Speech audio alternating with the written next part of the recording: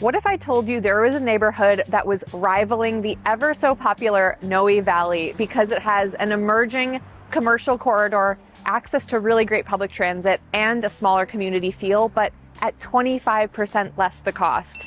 If you're looking for a home in San Francisco, you are not going to want to miss adding this to your search because I think it could actually shorten your search.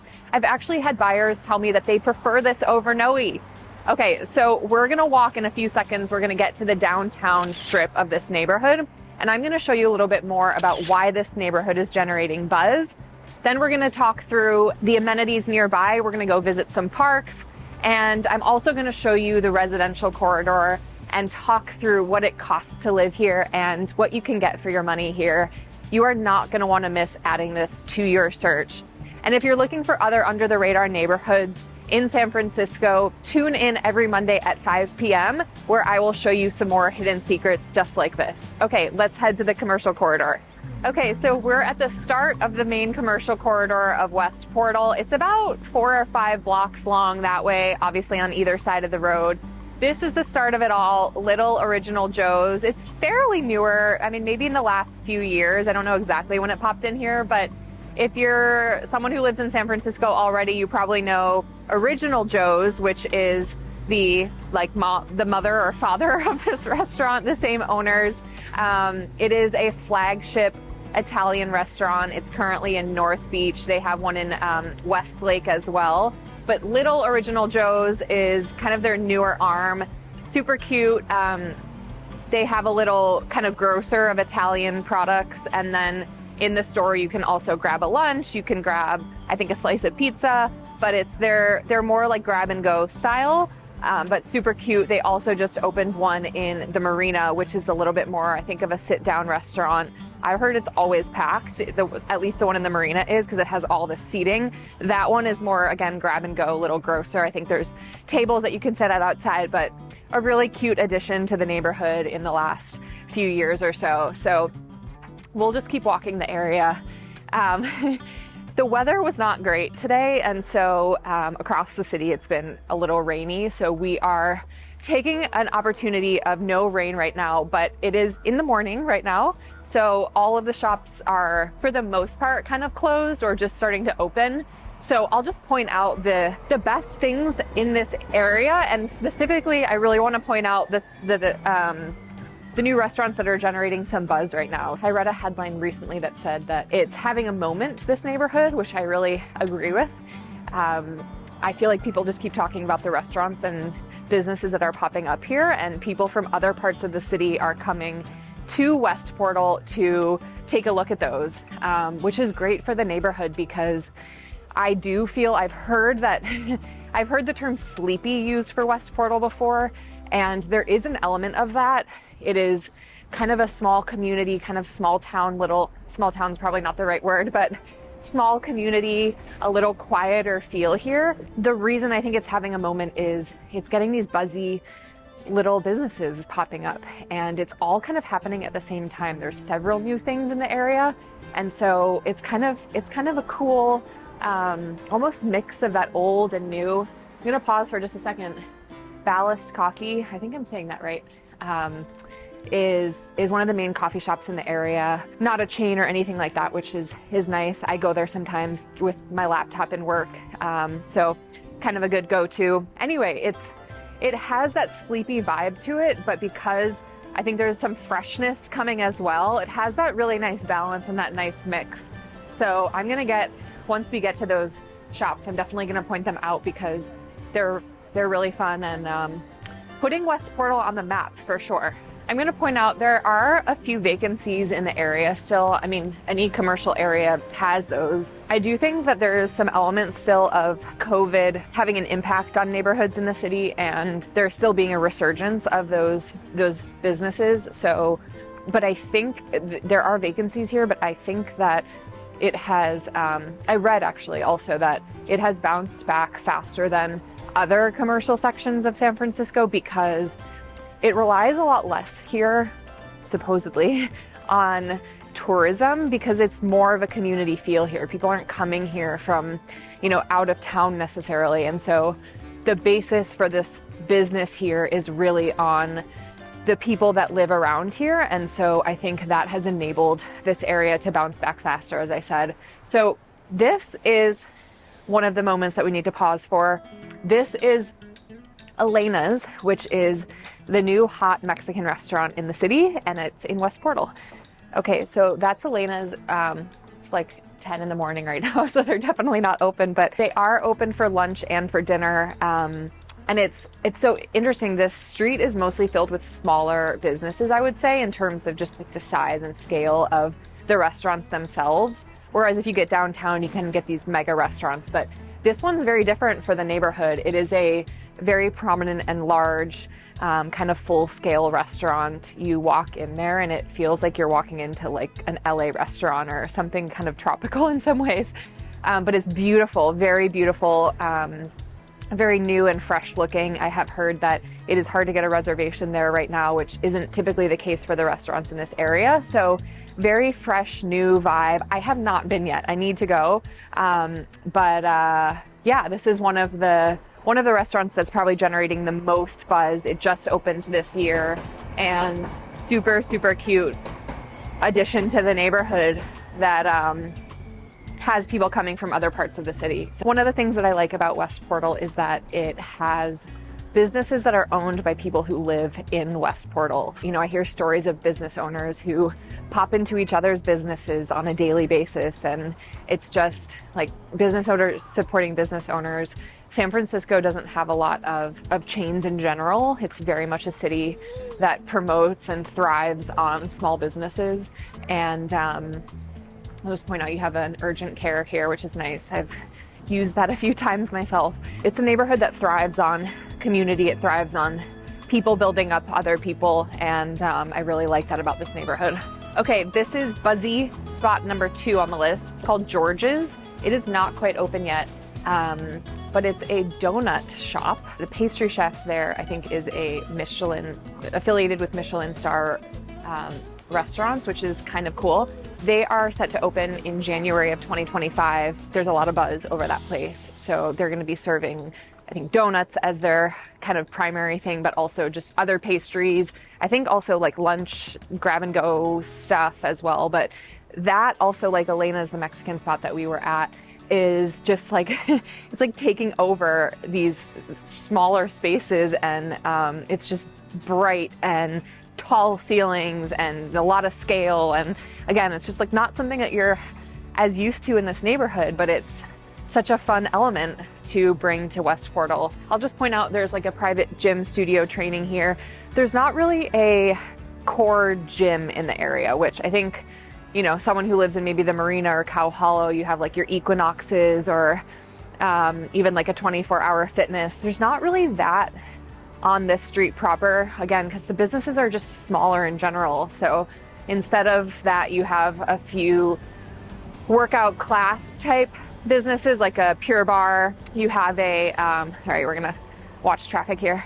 A Pure Barre, I think there's 2 Pilates studios, some physical training, stuff like that. But that's probably one thing that you don't really get on this street proper, but we'll get to it in a little bit. There's some great amenities around West Portal, and so I'll touch on what is actually available not too far away. So this is another business coming up here. There used to be a cinema downtown West Portal that is no longer here.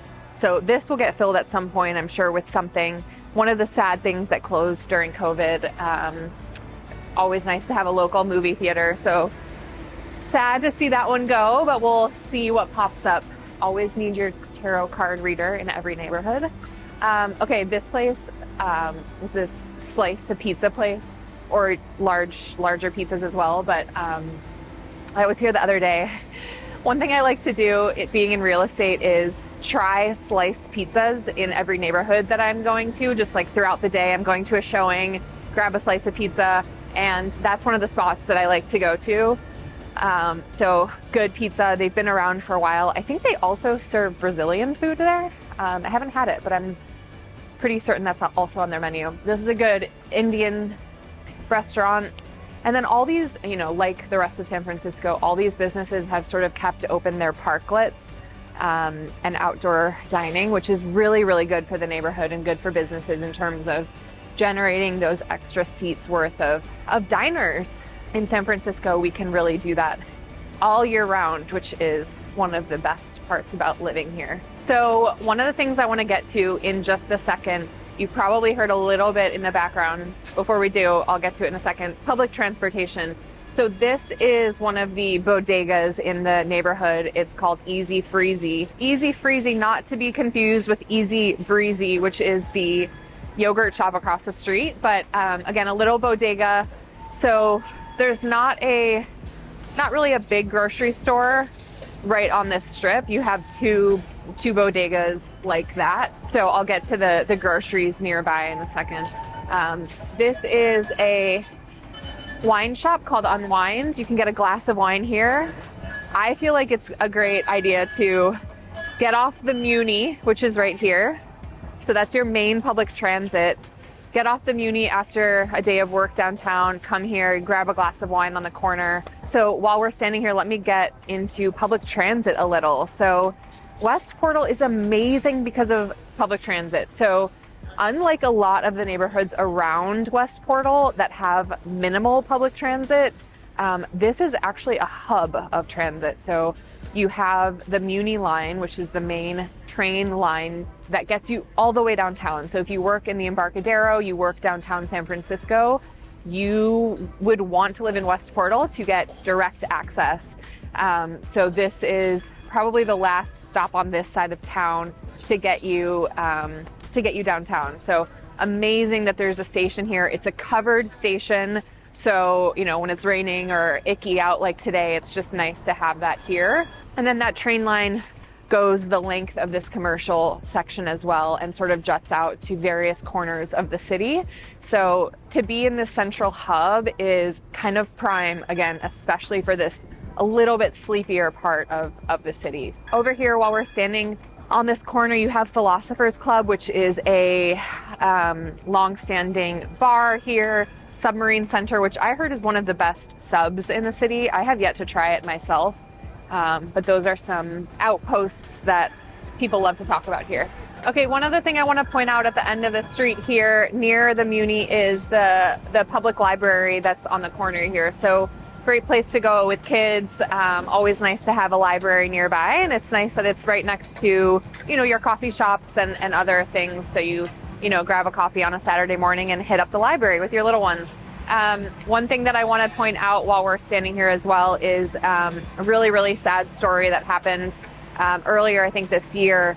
A sort of a tragedy on the corner here, a vehicle incident with a family, and happened over here and has really influenced some of the reshaping of some of the safety and transportation stops around the area. So, you know, hopefully that incident will enact some change in terms of, you know, flow of traffic and things like that. So I just wanted to point that out. Lemonade was a chain restaurant that has closed, and I've actually heard, I don't know what's going in there, but I heard some news that it's going to be something pretty great, yet to be announced. So more coming in there. And not to compare too much to Noe Valley, but Noe Valley Bakery, which is in Noe Valley, also has an outpost right here. So really, really popular bakery in San Francisco. It has 2 locations, and West Portal has one of them. They did not call it West Portal Bakery. It is Noe Valley Bakery. It's a little rivalry, I guess, happening. You have a little yogurt shop here, another bar. Most of the bars here, I think, are more like pub style. You have this Mexican restaurant here, Pete's Coffee, so one of your other coffee shops on the street. One of the things I want to talk about is transportation. So we're obviously walking in the transportation hub with the Muni running down the main street.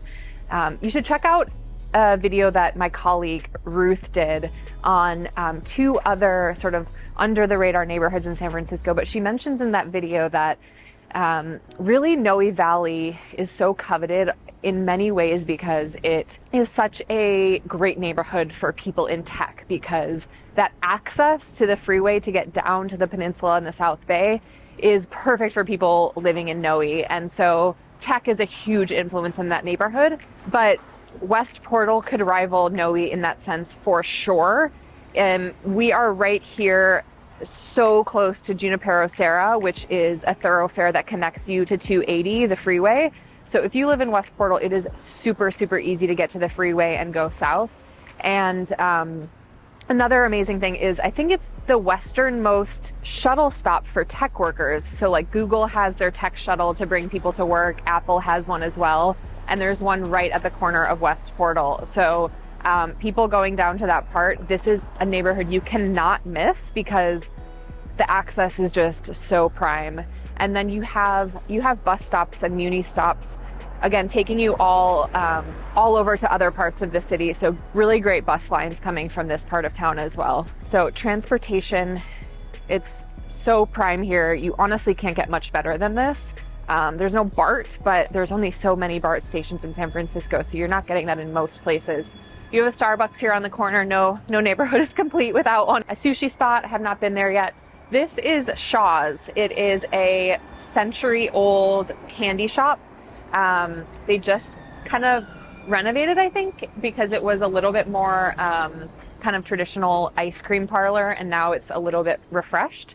But you can get just like old school candies there, ice cream, milkshakes, all of that fun stuff. And that place has been around for a very long time. They used to be a chain throughout the city, and that is the final outpost. I think the fact that it just got a little bit of a renovation is a good sign that it's sticking around. This is a special restaurant, Trattoria Vittorio. I think I'm saying that right, but amazing little cute Italian spot. My husband, anytime my husband has people visiting for his job or for anything else, he has to bring them there. He just loves that place so much. He works nearby, so he always takes them to that Italian spot. But the people who own it could not be nicer. They are some of the best in terms of hospitality, I think. So definitely check out that restaurant. And then you have a juice shop here. I mentioned that there's a bar, studio, Goat Hill Pizza, another good one for a grab and go slice.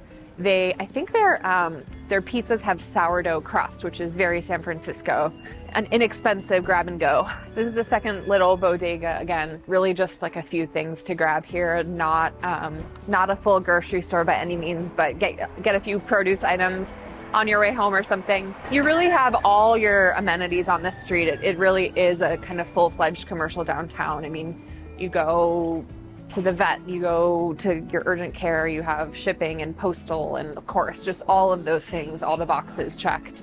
So, one-stop shop for you. I think there's one buzzy spot that I missed. I think it's right off of the main commercial section, but it's a new Thai restaurant that has another, I'm forgetting the name also, so we'll have to add it in somewhere in the comments maybe.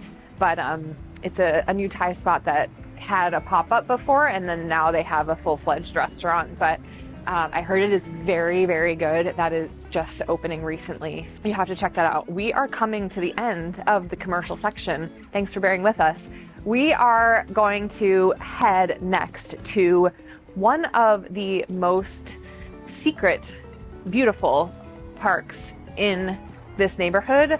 The amount of people who don't know this exists is mind-blowing because it is so gorgeous, and there is something very, very special hidden in the park that you can't see unless you are deep in the park. So that's where we're going to go next, and come join us. On the topic of transportation still, so right now we're driving away from West Portal Ave. We are now at a stoplight that is sort of the convergence of a lot of different streets coming from a lot of different areas, and you can kind of maybe get a feel for the fact that like West Portal is where so much kind of juts out away from the neighborhood, which is kind of a cool thing about West Portal. It's so central, it's such a hub. So the street that we're on right now heading to this park is Sloat, which is a main thoroughfare that takes you all the way to the ocean. So if you want a beach day, you're a surfer, you want to hit up the ocean, you just take this literally from West Portal and it takes you all the way to the ocean. I can actually see the ocean from here right now, so that tells you how close we are and how easy it is from West Portal to get to that part of the city. Next to the ocean is also the zoo, the San Francisco Zoo, and it's actually on this street. It's on Sloat. And so about a mile, I'd say, from here, you hit the zoo. So amazing, again, for, if you're a family living in West Portal, so easy to get to just a lot of different things that are really fun and special to San Francisco, Ocean Beach and the zoo. So we are going to pull right over here, and we've already made it to the park, but let's go walk inside. Okay, so we're standing right outside of Stern Grove, which is a very special park to San Francisco, but again, not many people know about this park. We're gonna take a look inside, and I'm gonna show you that secret little magical piece of the park.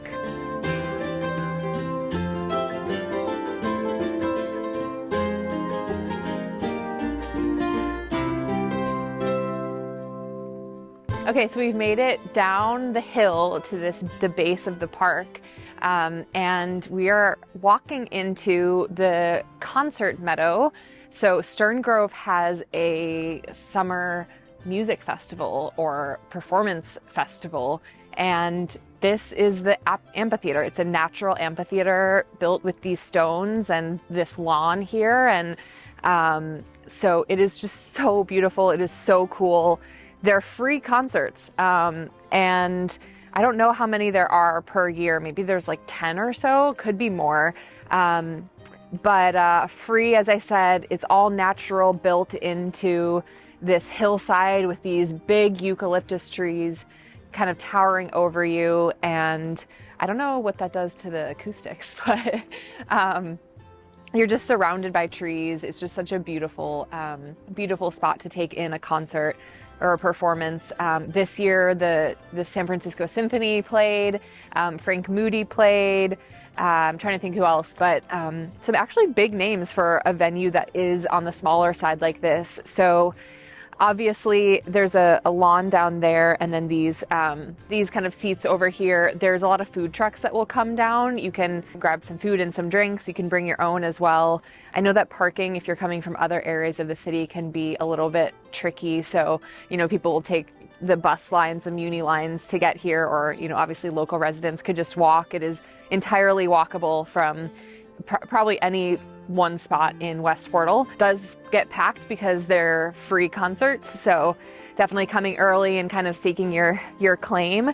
I think you do maybe actually get tickets online in advance, so I may have had that wrong, but anyway, such a special part about San Francisco, and I think locals know about it at this stage, but when you're fresh and moving here, you don't know that it's such a perk about living in West Portal. So we have this beautiful part of the park, and then it transitions to the rest of the park, which is quite lengthy actually, kind of winds through this path. There's a little pond, sort of lake area as well. Always see dogs, dogs here, dog park for sure. Just a beautiful place to walk during the day. And this park kind of connects you to Parkside and the Sunset neighborhoods as well. So definitely residents from those parts of town enjoy this area as well. So outside of Stern Grove, if you want to do some fun things with kids or just be in nature, there are several other things you can do. I mentioned the zoo is pretty close to here, Ocean Beach as well, huge expansive beach. Again, basically a mile or a mile and a half away from here.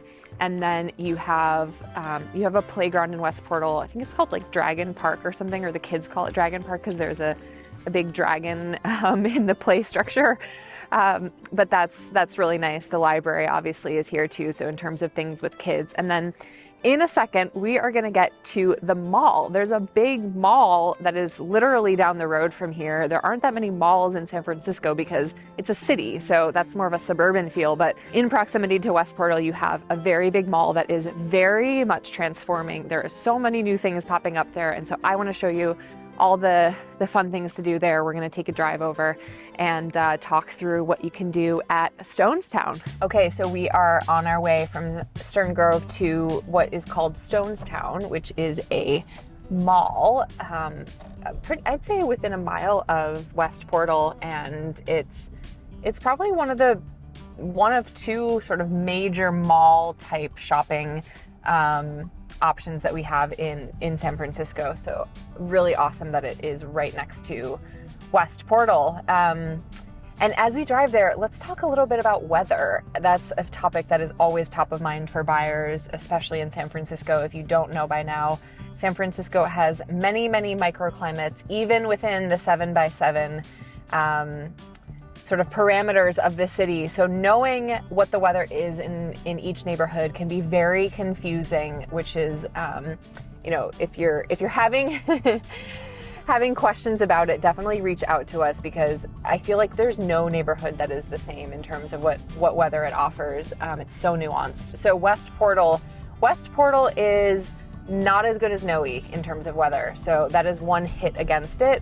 That said, it is better than a lot of the neighboring neighborhoods around West Portal. So the Sunset is right next to West Portal, but Sunset is known to have probably a little bit more fog, sort of grayer weather, I'd say. But West Portal is nice. I feel like it's a little bit of a mix in the middle. So it's not as foggy as the Sunset, but it's not as sunny as Noe. It is still on the western side of the highest peaks of San Francisco, and so you're getting some of that roll in from the ocean. So it's somewhere in the middle. I'd give it probably a B- in terms of weather, but if you want to talk more specifics, definitely give us a call and we can kind of talk you through the nuances and share what we know about other neighborhoods in San Francisco from having boots on the ground. So we've already made it to Stonestown. Stonestown is just over here on my right. We are gonna drive through perimeter of the mall and talk through what is inside. So the mall has come a long, long way, especially in the last few years. A lot of new stuff has popped up, which is fantastic for the neighborhood. So this is one of the places, grocery stores, that's obviously important to people. There is a Trader Joe's and a Whole Foods here. There's a Safeway also in West Portal on the other side of West Portal from where we were walking. So Safeway is probably your closest full grocer, but if you are a Trader Joe's or a Whole Foods lover, then this is where you're gonna come. So nice that both of them are in one mall. So you have both of those, and then a lot of your kind of fast casual restaurants here. So you have a Shake Shack, you have a Chipotle, a Pete's, a Blaze Pizza. There's an udon restaurant that I always see have a really big line out the door. I haven't been there myself, but you can get that as well. And there's a lot of other fast casual restaurants within the mall. Those are just the ones I mentioned are the ones that you can see from the perimeter. I come here for the Zara, the Sephora, there's a Uniqlo, some fun things to do for kids as well. So if it's a bad weather day or if it's rainy out, this is the time of year generally in San Francisco where there's the most rain between like December and February. So a good time of year to come here. It's called Escapeology, but it's an escape room type of experience and adventure for kids. So I think those are really popular right now. So they have an escape room. What else do they have here? There's a sports basement. So that's one of my favorite places to go for like new tennis shoes. You know, everyone here in San Francisco is, hiking, biking, going to the mountains, skiing. So sports basement is kind of your all out spot for that. And then there's also a huge movie theater. So it's a Regal Cinemas movie theater, new over the last few years. So they have like the 3D type movies. I don't know if they have recliner seats. I don't recall. And then there's also a city sports club. So that's your closest kind of big name gym. I'm not sure if it's 24 hours, but here's your Whole Foods right here. I wish there was a Nordstrom. There used to be a Nordstrom, but it's not there anymore. So I'd say on the shopping front, it doesn't have as much in terms of like all your go-to clothing stores, but definitely has a few, and you can just go get your main stuff here. So there's also a YMCA just on the outskirts of this area. So won't take you too deep into the mall, but that's a close look. Again, it's about a 5-minute drive from the center of the commercial strip of West Portal.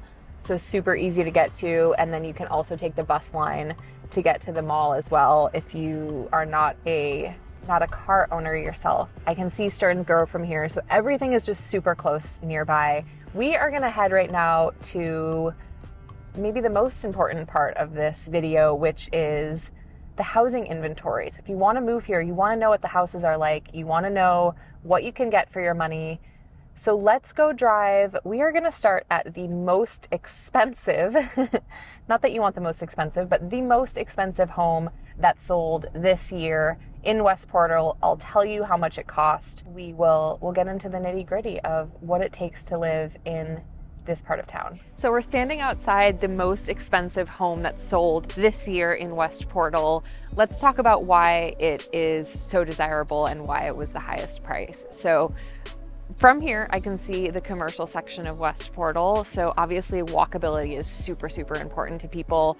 We talk about all the time, 30% you're paying for walkability. So the nice thing as well is this street towards the commercial section is all flat, which is another huge thing. Flatness, walkability. So it's a perfect location in West Portal because on top of that, you're getting this very residential, beautiful feel, but you can walk to a coffee shop and walk to restaurants, and who doesn't want all of those things? So this property in particular is sort of a Spanish Mediterranean style, very beautiful.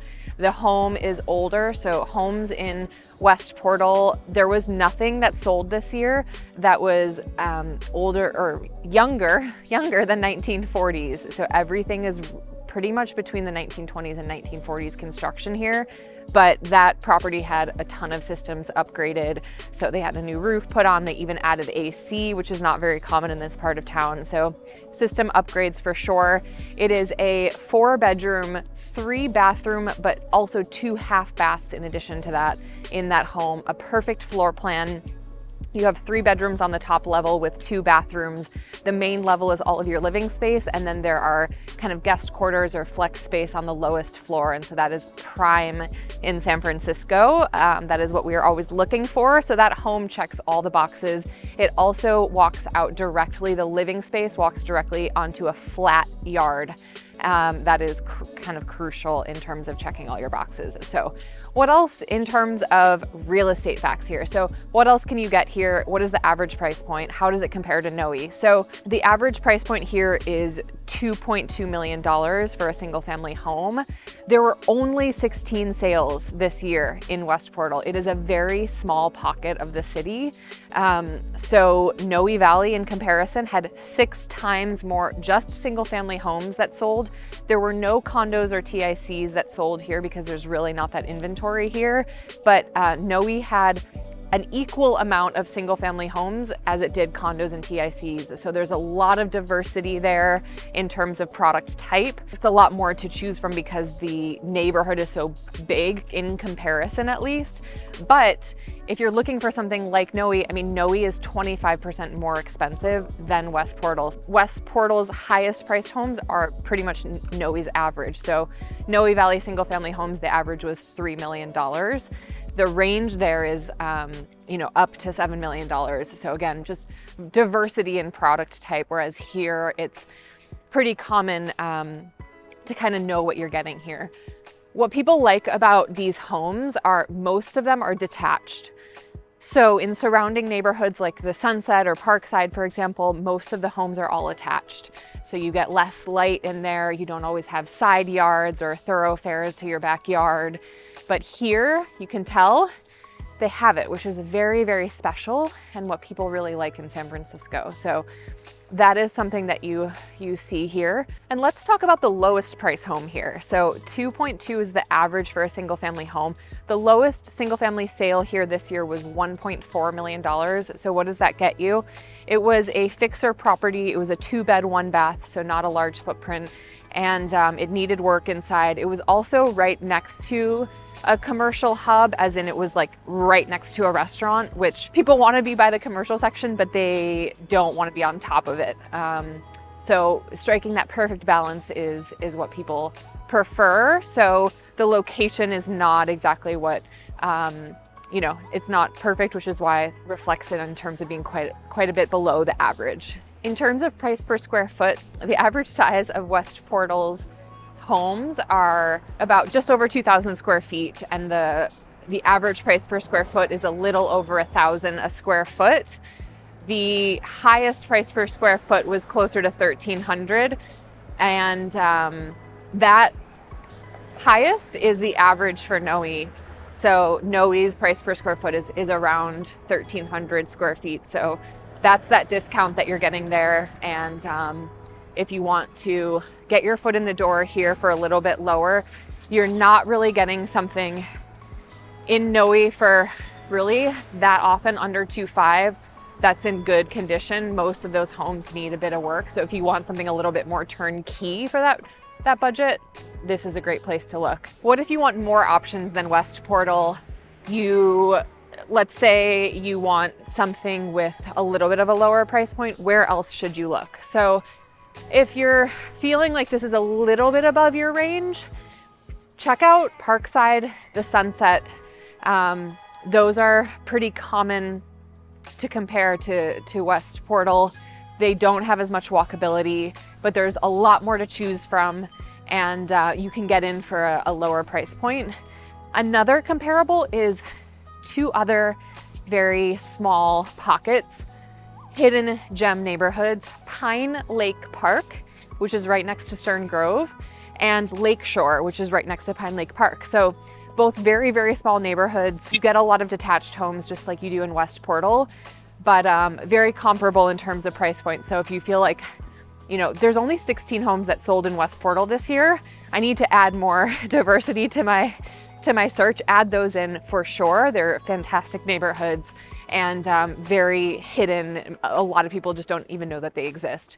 If you are thinking that your price point can go a little bit further and you just have more room in the budget, add in Forest Hill Extension. That price point is between 2 million and 4 million, so just slightly higher than this average. And then if you want to push it a little bit more than that, add in St. Francis Wood, which is just a stunning, stunning neighborhood. I mean, it's rivaling Pack Heights. It feels like you're in LA. They're kind of the mansions of San Francisco there. You can't really get into that neighborhood for under 4 million. So you need a bigger budget for that section of town, but that's right next to West Portal. So you have some walkability to West Portal from there. So definitely add that to your search. To take a deeper dive into San Francisco neighborhoods, check out our vlog on neighborhoods in San Francisco. The link is in the description below. If you need more help in your search, please reach out to us on the contact information listed below as well. We would love to help you.